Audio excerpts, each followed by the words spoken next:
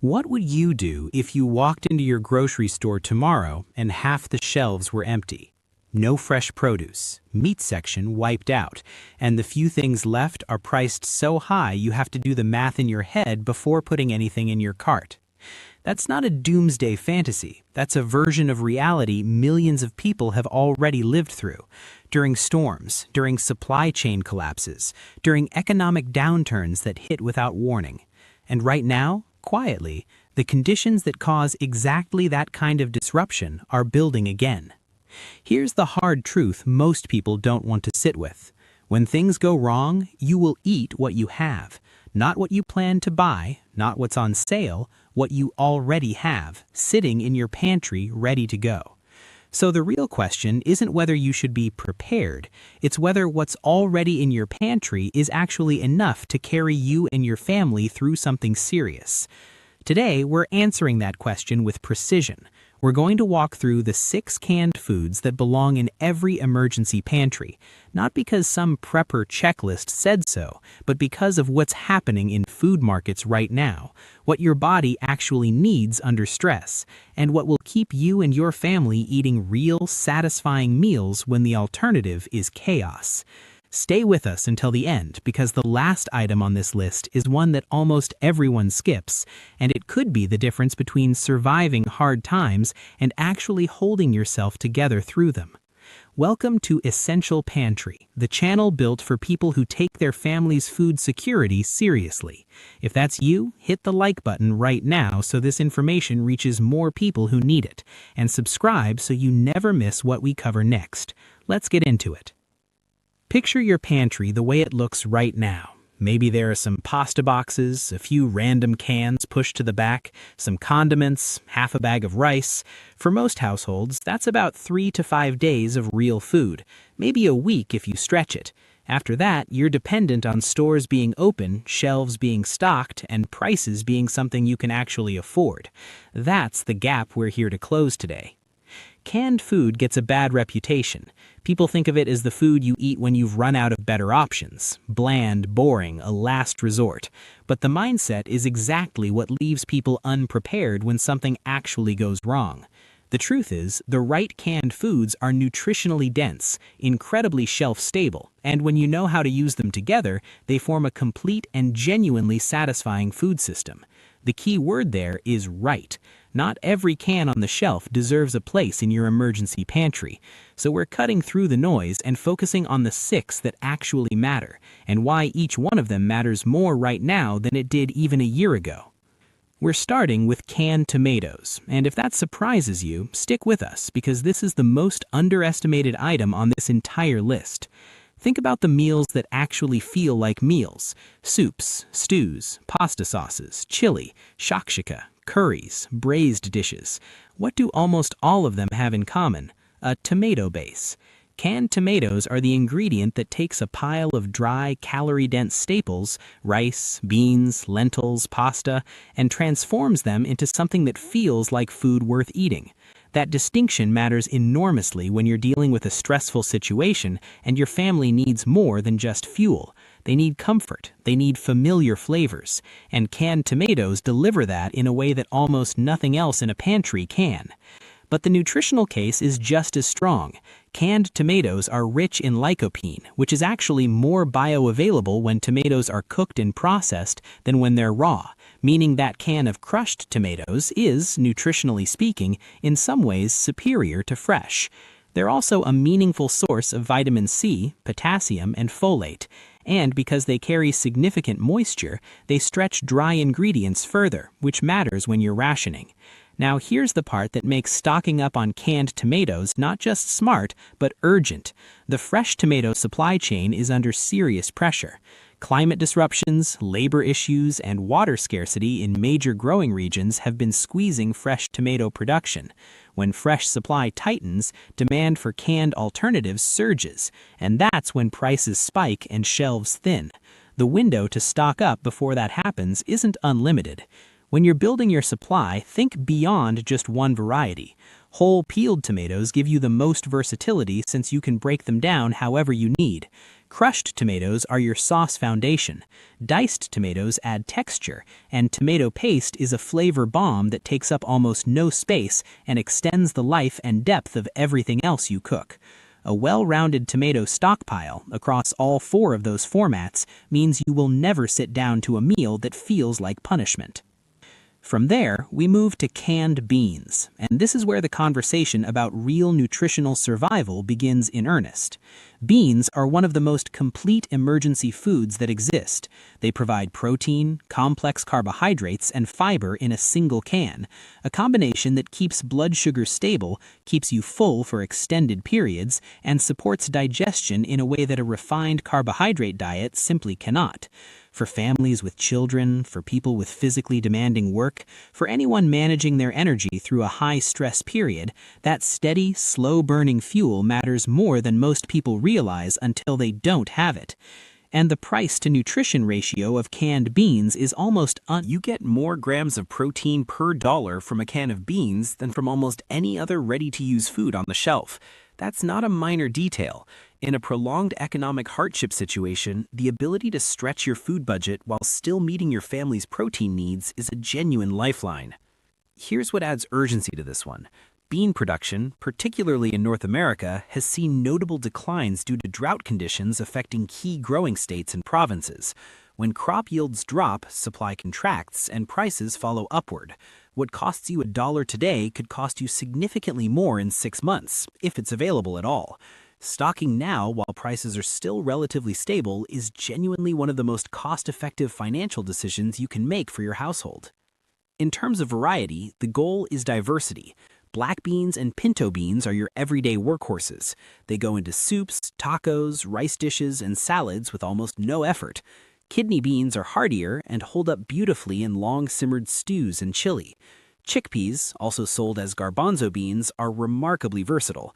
They can go into a curry, be mashed into a sandwich spread, roasted for a snack, or tossed into a salad. Having all four means you're never eating the same meal twice just because beans are on the menu. And critically, beans pair perfectly with canned tomatoes, which means between just these first two items, you already have the foundation for dozens of genuinely satisfying, nutritionally complete meals. Now we move into what might be the most important category for long-term preparedness, shelf-stable protein that doesn't require refrigeration or complicated cooking. And we're starting with canned chicken. This is where a lot of people have reservations, and those reservations are understandable. Canned chicken doesn't sound exciting. It doesn't have the appeal of a fresh piece of grilled chicken, and if you've never worked with it, you might not know what to do with it. But here's the reframe that changes everything. In an emergency situation, you are not optimizing for gourmet. You are optimizing for practical, fast, nutritionally complete meals that you can pull together with minimal equipment and minimal time. And canned chicken does that better than almost any other protein source.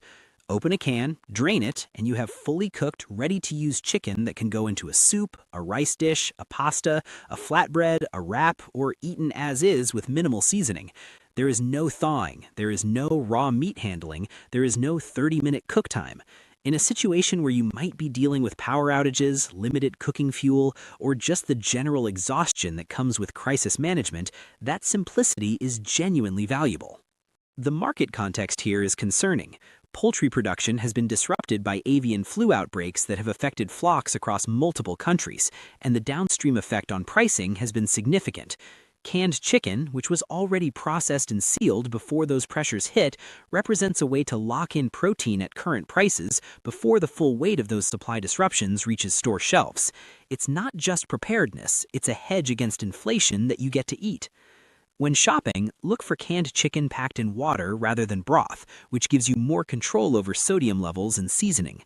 Premium brands tend to have better texture and larger pieces, but even budget options perform well in soups and mixed dishes where texture is less critical.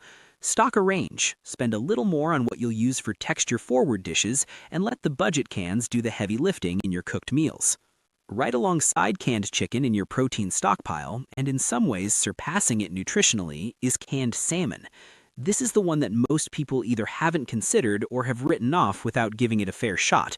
And that's a significant mistake, because canned salmon might be the single most nutrient-dense item on this entire list. It delivers high-quality protein, but more importantly, it's one of the very few shelf-stable sources of omega-3 fatty acids, specifically EPA and DHA, the forms of omega-3 that your brain and cardiovascular system run on. In a prolonged food crisis, micronutrient gaps are often more dangerous than calorie gaps because they erode your cognitive function, your immune response, and your resilience under stress. Canned salmon directly addresses that vulnerability in a way that almost nothing else in a pantry can. And there is real urgency to stocking this now. Global salmon supplies have been tightening due to a combination of factors: warming ocean temperatures, reduced wild catch numbers, and constraints on aquaculture operations in key producing regions. The price trajectory for canned salmon has been upward, and analysts watching seafood markets are not predicting that trend to reverse anytime soon. This is genuinely one of those items where buying today is cheaper than buying later, and where availability itself may become an issue in ways it currently isn't. Stocking now, while prices are still relatively stable, is genuinely one of the most cost-effective financial decisions you can make for your household. Use it in a salmon patties made with a little canned corn and seasoning. Flake it into a pasta with olive oil and capers. Stir it into a soup. Mix it into rice with a splash of soy sauce and whatever aromatics you have. The versatility is real, and it pairs beautifully with other items already on this list. At this point in your pantry, you have a tomato base, a protein and fiber foundation from beans, and 2 shelf-stable protein sources in chicken and salmon. That's genuine nutritional coverage. But there's something missing, and it's something that might seem minor until you're actually living off your stockpile for an extended period of time. Texture, color, sweetness, the kind of sensory variety that makes eating feel like something other than a task. That's exactly what canned sweet corn brings to the table, and it earns its place on this list not just as a nutritional contributor, but as a practical meal enhancer that most people severely underestimate. Fresh corn is having a genuinely difficult moment. Production losses in major corn-growing regions have been significant, driven by weather extremes and input cost pressures that have pushed some growers out of sweet corn production entirely. That's creating a gap between what consumers expect to find and what's actually available, and canned sweet corn, which was processed and sealed before those losses hit, is positioned to become both more scarce and more expensive than people currently expect. From a pure eating standpoint, canned corn is one of those ingredients that quietly improves almost everything it touches. It adds sweetness to cut through the acidity of tomato-based dishes. It adds textural contrast to rice and grain meals that would otherwise feel flat. It rounds out bean dishes and soups with a color and brightness that makes them feel more complete. And it's one of the most universally accepted foods across different age groups and palates, meaning it's the rare pantry item that everyone in the household will actually eat without complaint, which matters more than you'd think when you're weeks into a difficult situation. It also pairs directly with canned chicken to make a simple, fast, satisfying corn chowder base. Add a can of beans, some seasoning, your tomatoes, and you've got a complete meal from cans alone. That kind of synergy is exactly what a well-designed pantry is built around. And then we arrive at the last item on this list, the one that most preppers skip, the one that feels optional until it absolutely isn't: canned peaches and mixed fruit. Before you decide this doesn't belong in a serious emergency pantry discussion, hear the full case because it's stronger than you think, and it operates on 2 levels that both matter.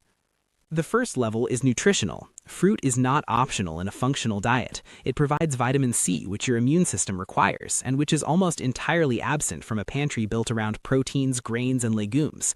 It provides natural sugars that provide quick energy and help prevent the kind of blood sugar crashes that come from eating predominantly complex carbohydrates and proteins with nothing to balance them. And it provides a range of micronutrients, potassium, folate, antioxidants, that are genuinely difficult to source from other shelf-stable foods. A stockpile that has no fruit is a stockpile that will begin generating nutritional deficiencies within weeks, and those deficiencies compound over time in ways that affect everything from immune function to cognitive performance. The second level is psychological, and this one is arguably more important than most preparedness guides acknowledge. Human beings do not eat for fuel alone. We eat for comfort, for pleasure, for a sense of normalcy. In an extended crisis, a situation that lasts not 3 days but 3 weeks or 3 months, morale is not a luxury, it is a survival resource. The mental and emotional state of the people in your household directly affects their ability to function, to problem solve, to maintain relationships under pressure, and to keep going when things feel hard. A can of peaches and heavy juice, opened and served as dessert after a beans and rice dinner, does something that no amount of protein or fiber can do. It signals normalcy. It provides comfort. It gives people something to look forward to. That is not a small thing. And here's the supply context. California, which processes the majority of canned peaches and mixed fruit for the North American market, has seen processing facility closures in recent years. Some of those closures are permanent. The production capacity that existed 5 years ago does not exist today, and what remains is operating under margin pressure from rising labor and energy costs that result in a canned fruit supply that is tighter and more expensive than it was, with fewer facilities to absorb any additional shocks. Stocking up now while canned peaches and mixed fruit are still widely available and reasonably priced is genuinely the smarter economic move. For variety, look for peaches packed in juice rather than syrup to keep sugar levels more manageable, though in a genuine emergency, the syrup versions are fine and the extra calories may be welcome. Mixed fruit cans give you the most variety per can. Mandarin oranges are another excellent option, particularly for children, and they hold up well over long shelf life periods. Rotate your stock regularly and don't treat these as items you'll only open in an emergency. Build them into your regular meals so you know you like what you've bought and so nothing expires unused. That kind of synergy is exactly what a well-designed pantry is built around. Now let's pull all of this together, because the real power of this list isn't in any single item, it's how they work as a system. Canned tomatoes give you the flavor foundation and the moisture that makes everything else more palatable. Beans give you protein, fiber, and the caloric density to keep people full, and canned chicken and canned salmon give you complete protein with very different flavor profiles, ensuring you're not eating the same thing over and over. Sweet corn gives you texture, color, and sweetness that makes meals feel more complete and varied. And canned fruit gives you the vitamins, the natural sugars, and the psychological lift that keeps your household functioning not just physically but emotionally.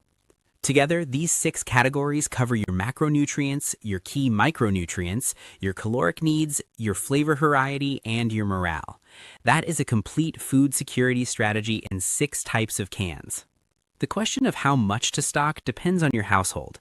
A common baseline used by preparedness experts is a 2-week supply to start, built to a 3-month supply over time.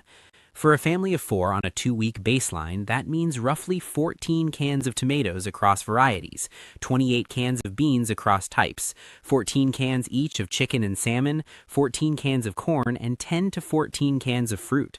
That's a manageable first step that fits on a few shelves and costs less than a single car payment. The final point is the most important one, and it's the one that most people delay acting on. The time to build your pantry is before you need it, not when a storm is 48 hours away and the shelves are already picked over, not when prices have already spiked because supply has contracted. Now, when you have the time to be deliberate, the budget to spread purchases across weeks rather than panicking in a single shopping trip, and the ability to choose quality over desperation. The 6 cans we covered today aren't a complete solution to every emergency, but they are the foundation that every other preparedness decision gets built on top of. Get these right, stock them consistently, and you will be in a fundamentally different position than the vast majority of households around you when hard times arrive. That's Essential Pantry. If this gave you something real and actionable, hit the like button. It tells us we're giving you what you need, and it puts this in front of people who need to hear it. Subscribe so you don't miss what we cover next, and share this with someone in your life who you think should be watching. We'll see you in the next one.